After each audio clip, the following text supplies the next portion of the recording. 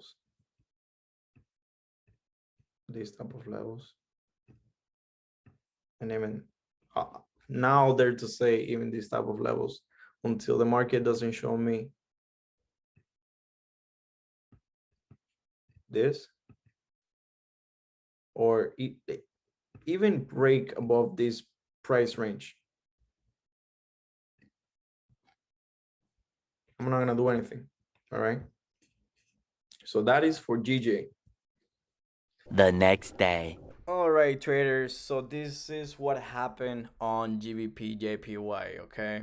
My bias went from bullish market to seller's market just because of the fact that my zone right here, this zone right here, was completely destroyed to the downside.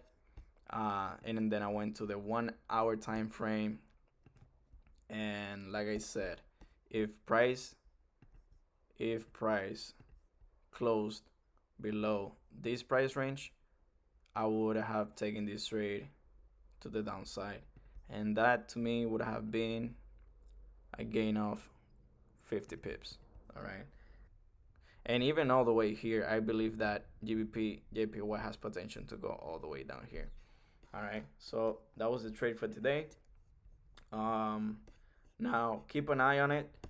Like I said on my Zoom call yesterday, if price decides to break this structure, you have a potential of another 100 pips. Okay, so be on the lookout for that.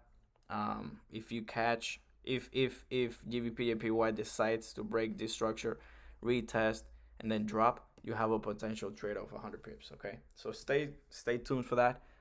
Watch for that trade to happen. If it doesn't happen, don't trade it. Just be patient with it. Okay. So yeah, that has been the trade for today, and I'm out.